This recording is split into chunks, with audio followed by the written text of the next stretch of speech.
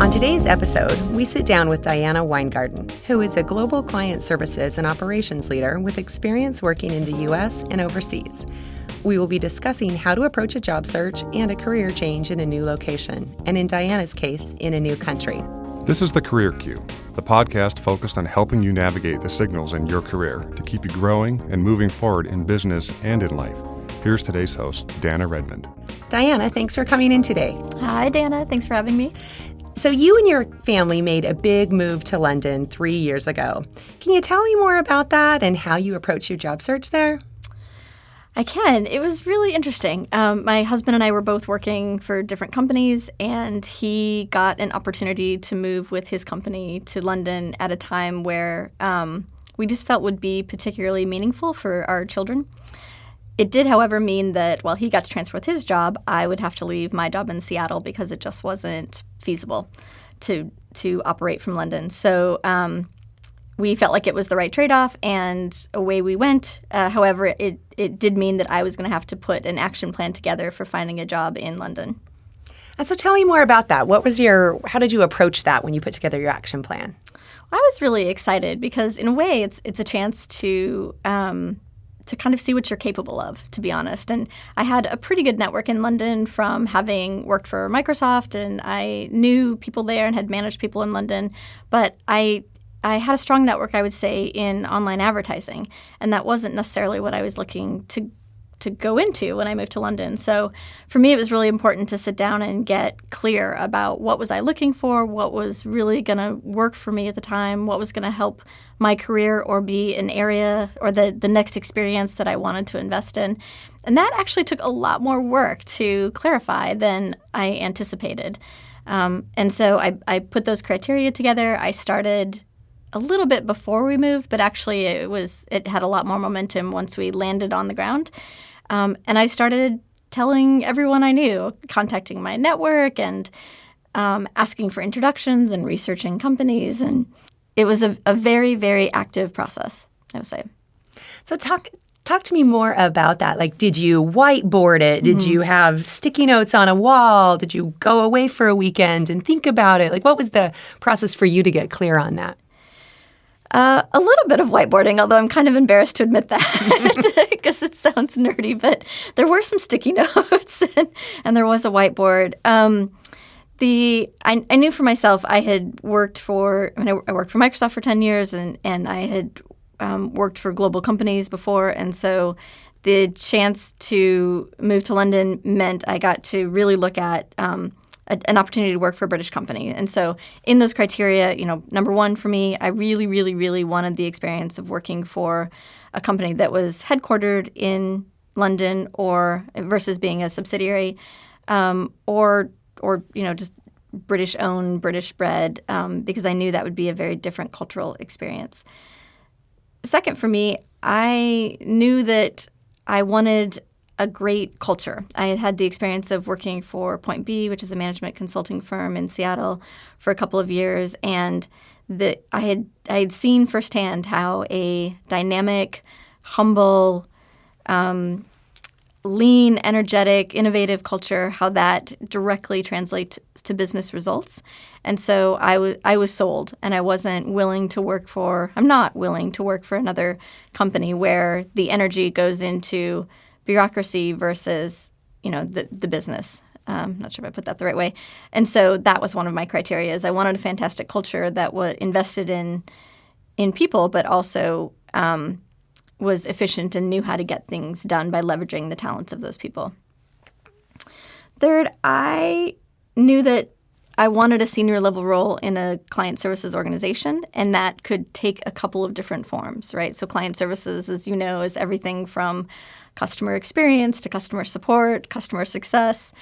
They're all different flavors. And I'm not entirely tied or married to a specific flavor of what that looks like, but I knew that I wanted to be customer facing, and I knew that I wanted the opportunity to impact the experience that customers have in a B2B space. So those sound like really specific things, and they are. And what that did for me is over the process of talking with different mentors and contacts and my husband and my friends is it really helped me distill down what I was looking for. And then I could lead with that when I met with people. And, that I'm not a fan of the question of, so what are you looking for? Because it's open and it's vague. But my job in that job market is to give people the shortest, easiest, kind of sound bites to understand. And that usually led to more introductions or to a referral to a company or some things for me to think about. Yeah. So as you sort of got really clear on that criteria, because it sounds like you understood you wanted it to be a British company, you wanted it to be client-facing, you wanted it to be, not necessarily a large corporation, something more in that small to medium-sized. What did you do next? Did you literally just start reaching out to your network and throw that out there to them, or what did that next step look like? So when I landed in London, I did take a couple of months. I guess I took about 3 months to just get settled. We were putting the kids in school. My husband was getting settled in his new job. I was getting used to living in London. And so there was this kind of settling in period. And then when I really felt like, okay, it's time, I've got the energy and the focus, I sent an email out to, a kind of a selected group of people that I would call my champions or my network, my close network, with a little blurb that said, hey, I'm in London, as you know, or as I had communicated before. I've had a chance to think about what I really want. Here are some of the things that I'm thinking about. I want a senior level position in client services. I want small to medium business. I want B2B space. I want dynamic culture. I would appreciate your support. And if you hear of these types of roles, please let me know. Or if there's a company that springs to mind for you that you think I should check out, please send that over to me too. And I'm happy to go take anyone to coffee, meet someone for lunch. And that kind of initial email, it felt very spammy to do, I'll be honest. And I wrote it person to person, so it wasn't, a big BCC kind of email. But actually that initial email was a really great source of momentum for me. And not only did it pay off in terms of lots of people wrote back and said, oh, you should think about this company, or that company is pretty popular right now, but actually you might want to, that they're probably not what you're looking for. But then there was also just this outpouring of support, which is really nice because it takes a lot of energy to, job search in a new country with kind of a narrow focus. And it was helpful to get all of the bits of information. It was also helpful to kind of feel the power of your network activated. So it was a good first start. And then from there, I just went on the meet and greet. I took anyone to coffee or lunch or, met at the pub to talk about a number of people had jobs that were coming up on the horizon or they had jobs open now. And so I would do that initial first meeting and then from there just continue to distill. And by the time I was, I would say, actively interviewing and entertaining offers, I felt like I had a pretty good slate to choose from. But it was a very intense process. For sure. It sounds like it. So in that initial reach out, were you specifically targeting your London-based network or did you use a broader network than that? I did. I connected with a lot of people in Seattle as well. And what I found that was kind of surprising was, not surprising, but I had worked in online advertising for many years, and my connections back in Seattle were all in online advertising. And so their connections in London were all in really big companies in online advertising, Google, Facebook, Microsoft. And since I had made this decision that I wanted to target British companies and small to medium business, that was going to rule them out. And so it meant that while the Seattle network was really helpful in terms of things to think about and encouragement and some kind of, next level opportunities if I decided to open up to large companies, what really happened was that I ended up building a pretty big network from scratch in London, which I wasn't expecting to do, I'll be honest. But it was a really good experience. Yeah, that's interesting that it sort of led to you needing to build a new network there, right? So something you realized was, gosh, you're a lot of network in one industry where you'd spent a lot of your career, especially in the geographic area where you'd spent a lot of your career, right? So was there anything else that sort of surprised you about your job search in London? Well, I guess on a cultural note, I had a couple of companies tell me that Americans interview really well. that Americans apparently have this reputation for interviewing well, and then sometimes not performing as well, which is, I guess, something to think about. So we come across, this stereotype of coming across as very confident in interviews, and then, perhaps that confidence not transferring directly to skills. So I thought that was really funny, and that comment was made to me by two different companies, both British companies. The other thing I think that was interesting was just the different types of interviews that people did. Everything from, and again, this is me having worked for big companies where lots of process and lots of, kind of experience-based or situational type questions. And since I was targeting smaller companies, the fit was first and foremost. And we didn't really even get to my experience and skill set and kind of business perspective until those companies had spent a couple of different rounds of interview cycles determining whether or not I was a cultural fit. And I liked that. I really did. Let's take a quick break, and when we come back, we will discuss your job search now that you're back here in Seattle. Thanks for listening. Be sure to check out the show notes at thecareerq.com, where you can also subscribe to the podcast and sign up for our newsletter.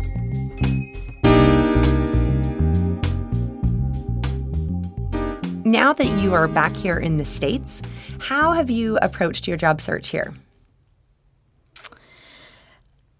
In a lot of ways, in a pretty similar fashion.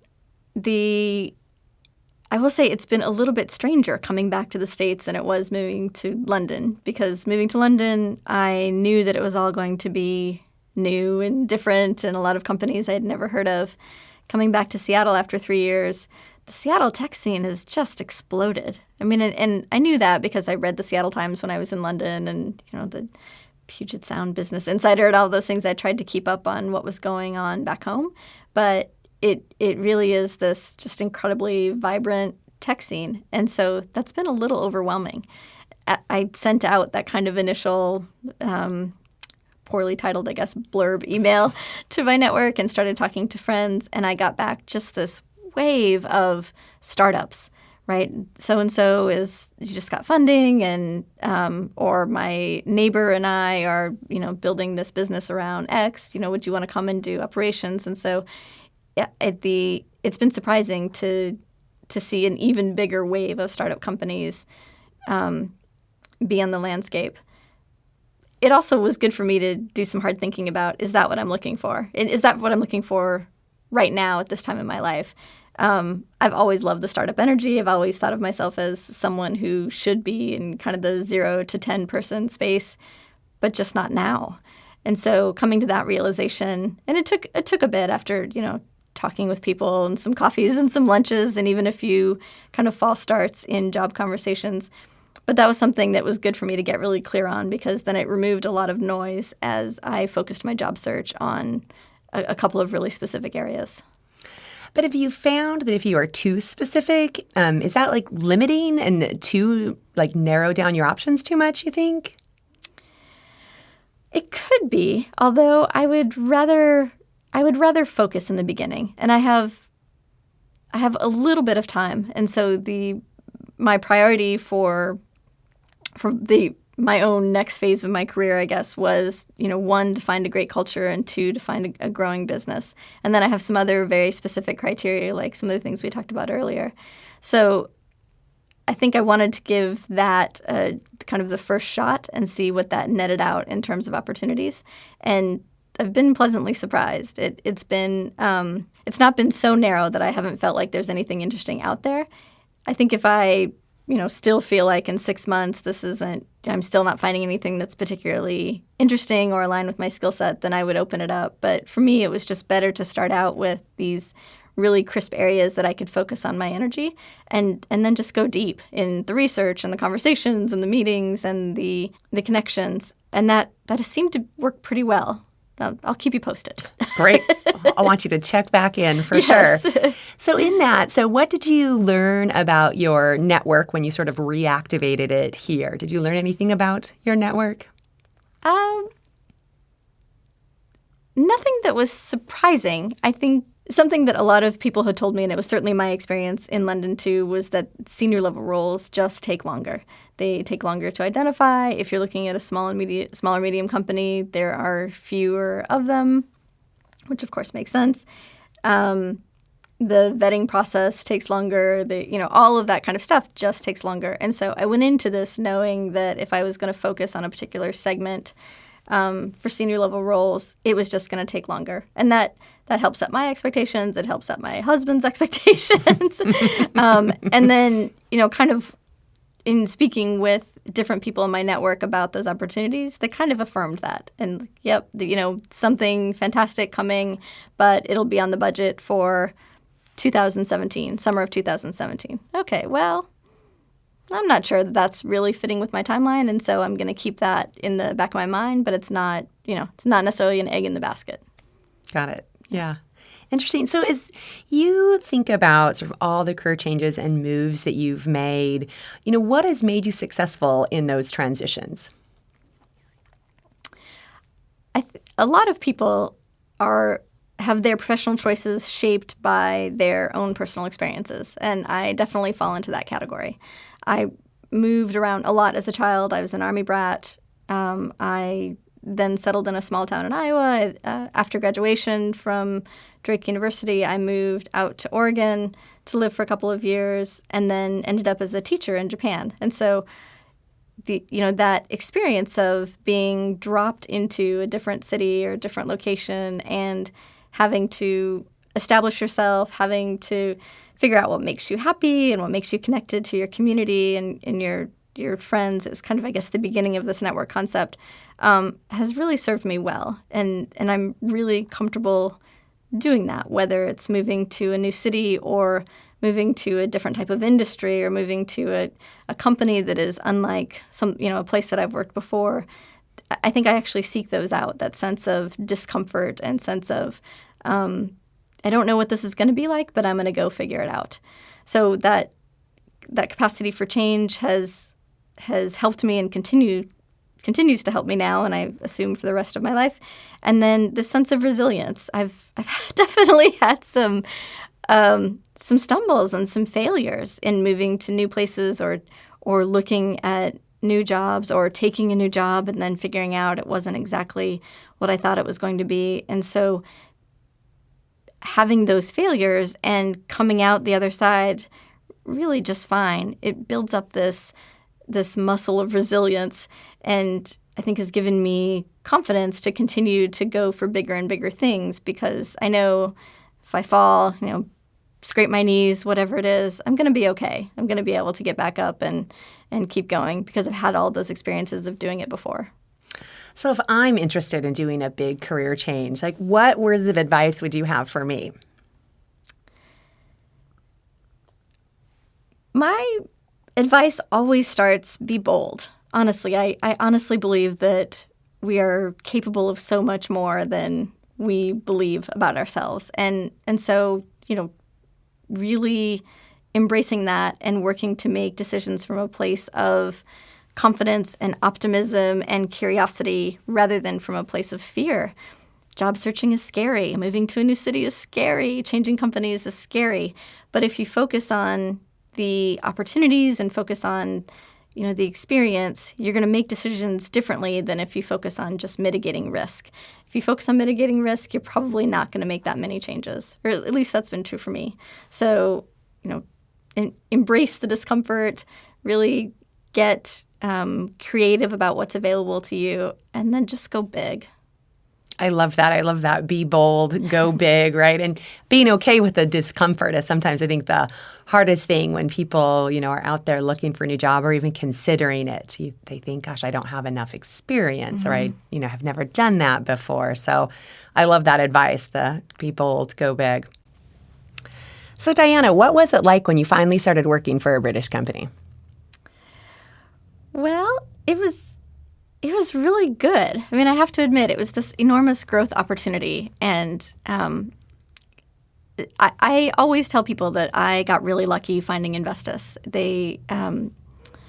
So Investis are a global digital communications company who are headquartered in London, but they have offices in New York, Sweden, India, Finland, Germany, and I'm sure they're continuing to grow even beyond after I've left.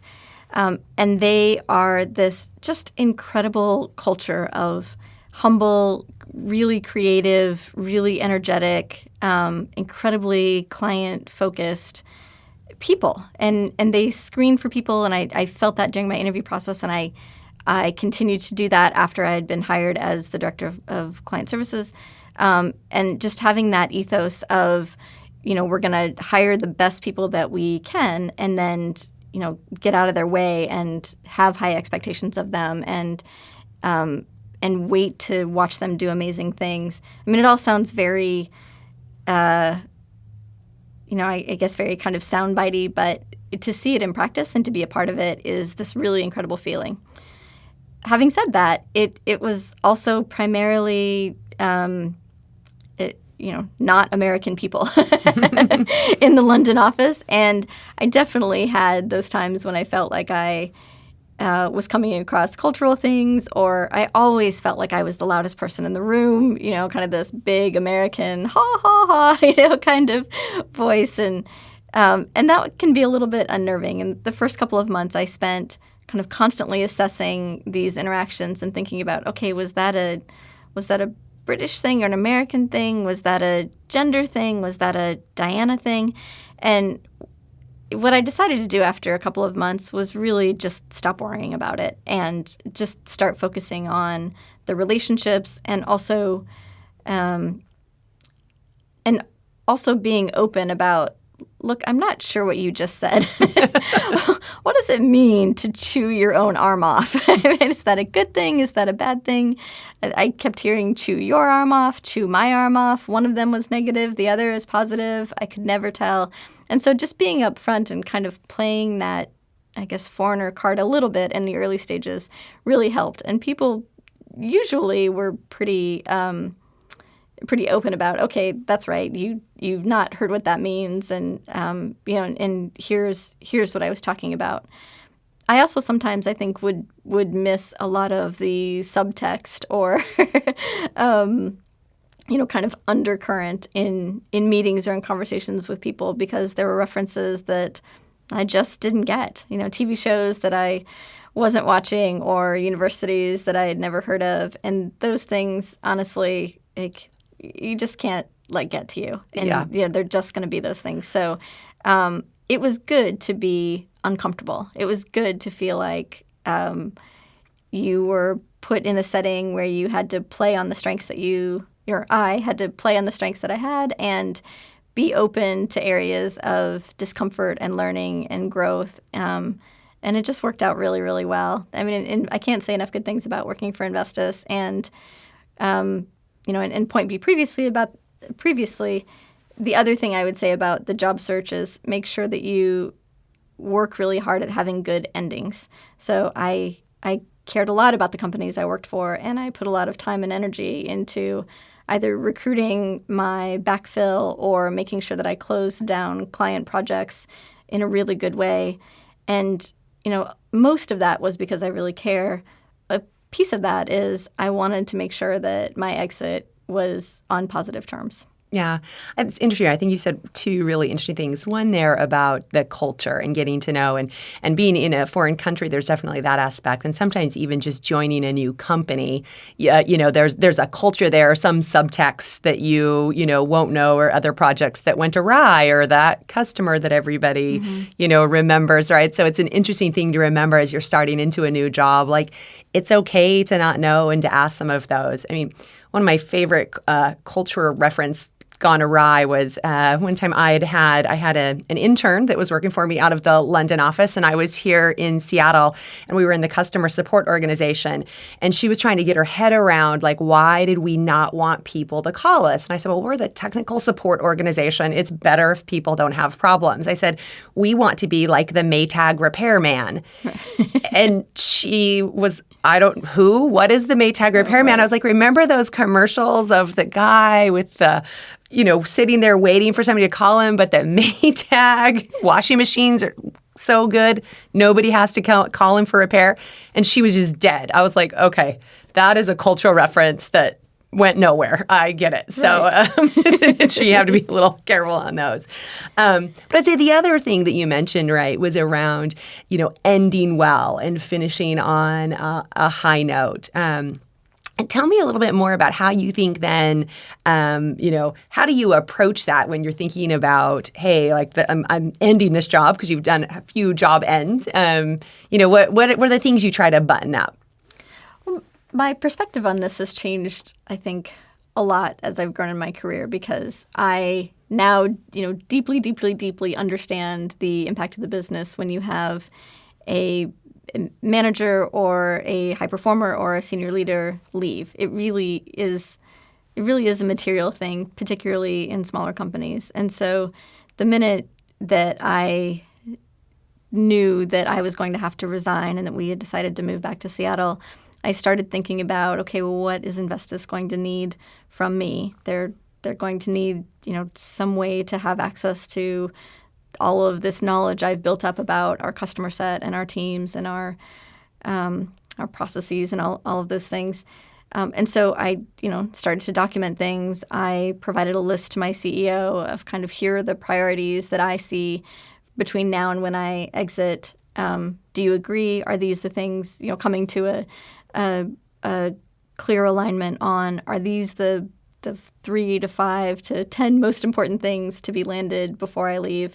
And so we had the same expectation about what my role looked like, the day after I left and what my successor was going to be walking into. It's a lot of planning. It's not, kind of sitting there documenting. It was actually several days of looking at what's coming up on the horizon, what do my teams need from me, what do the managers who reported to me, it's important to document their performance so they weren't just kind of left without any support when it came time for the next bonus cycle. So I would say a lot of kind of planning, forward thinking, and then discussion and alignment on priorities. Great. Well, Dianna, as we start to wrap up here, we always have 3 questions that we like to ask all of our guests. So I'm going to start you off with those. What was your first job? I was a checker in a grocery store when I was in high school in Iowa. And I was a really good one. I love Legos. I love the logic. I could pack a bag. I can still pack a bag. Nice. I love that. What did you learn from that, you think, and that you still use today? I had a great boss at the grocery store. I mean, it was a really small town, Lorenz, Iowa, really small town. And he employed a lot of high school kids, including his son, and was really supportive, constantly asked how we were doing in school. Did we need to take time off for tests or for sports or for games? I mean, he really considered his employee base his family, and he managed it that way. We were assets and investments in the best possible way to him. And to see that at 15 or 16 and feel the benefit and the power of that has really stuck with me. And how do you think that's impacted you? Like, do you think you do stuff differently because of that? I hope so. I mean, I've always approached the people that report to me or the teams that I work with or even peer relationships as personal connections. I pour a lot into my work, and I want it to feel like part of it is family. And I also believe that that's better. And if you put up this kind of artificial barrier between, here are my work relationships and here are my personal relationships, that over time that starts to feel a little bit artificial and Well, it's just not as productive for me. So I really like being invested in my employees. I like, hearing about new babies coming or going to graduate school, writing references. I just think that's an important area where I can support. And I've felt the benefits of when people do it for me. So what have you read or listened to lately that you would recommend to others? Well, I have to say, since I've been back, I've been consuming Planet Money like there's no tomorrow, which is, part of the benefit of having free time. I'll say two things. Planet Money had an episode on oil and kind of followed the process of they really poorly negotiated a transaction to buy oil and then followed it through the pipeline process and all the way into, I guess conceptually getting into someone's gas tank. And I learned a lot about that process. And, regardless of your feelings of climate change or energy use or whatever that is, it was really fascinating to learn how much each of the pieces of that oil process actually has a huge impact on other things in the United States. I don't want to steal their thunder by giving away what that impact is, but I thought it was incredibly insightful.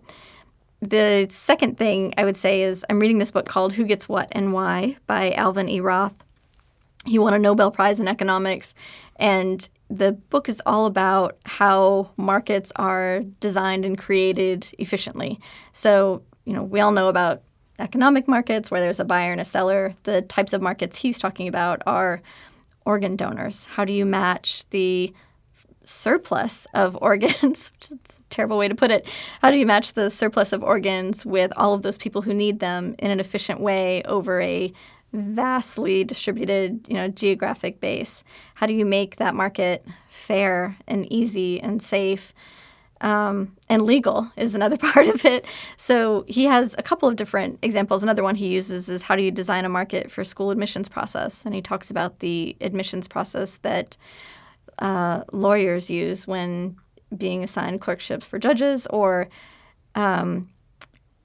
even elementary school admissions process for private schools and for public schools. And it's fascinating because it impacts so much of our daily life. And I think about my kids will go to college pretty soon and what that matching process is going to look like. And having the insight into how those processes are designed and what the pressures are on those markets, I think gives me a little more power in decision-making in which markets I'm going to engage in. It's a great book. It sounds fascinating. I'll definitely have to pick it up. I mean, I think it's so applicable in the employment economy, right? Mm-hmm. There's this idea of the gig economy, right, where there's people that are doing things like dog walking and they want to be a dog walker. And there's platforms out there that enable them to get clients that they can't get from just posting a sign on the telephone pole, right? And there's all the freelance work. So it's an interesting thinking about where economies and the markets really impact you, where maybe you don't even think about it. Mm-hmm. Can't wait to read it. It's written really well. Highly recommend. Great. All right. What would you say to your 90-year-old self? Wow. Good question, Dianna. I would probably congratulate her. I mean, my plan and my goal is to get absolutely everything I can out of the, next number of years until I reach 90. And so what I would say to my 90-year-old self is, I hope you're proud of me. I hope I did everything, that you wanted to do. And that's going to be my goal for the years to come. Awesome. I'm a little afraid of my 90-year-old self. I have a feeling my 90-year-old self is really cranky and 4'2". So, is she driving a motorcycle? Definitely, yes. Awesome. Well, Dianna, thank you so much for coming in today. I feel like I've learned so much, and hopefully some of our listeners learned about the job search and especially going into a new country and sort of how to make some of those big changes. So thank you for coming in and sharing your experiences. Very valuable. So how can people get in touch with you if they'd like to follow up? Oh, sure. I mean, if anyone has questions about moving to a different country. I've actually lived in a couple of different countries, and I'm happy to share what those experiences were like, or things to think about, or moving children overseas, the job search overseas, any of that. I'm more than happy to connect on. My email is diannawinegarden@gmail.com, and that's probably the best way to contact me. Great, thanks. And we'll also post contact and follow-up information on our website, and people can go there to look for that, and that's at thecareerq.com. Thanks for listening to today's episode. Be sure to head on over to thecareerq.com, where you can get more information, show notes, and related articles to today's topic. Also, if you like what you're hearing, head on over to iTunes, subscribe to the podcast, and make sure you leave us a rating and a review. We'd love to hear your feedback. Thanks again.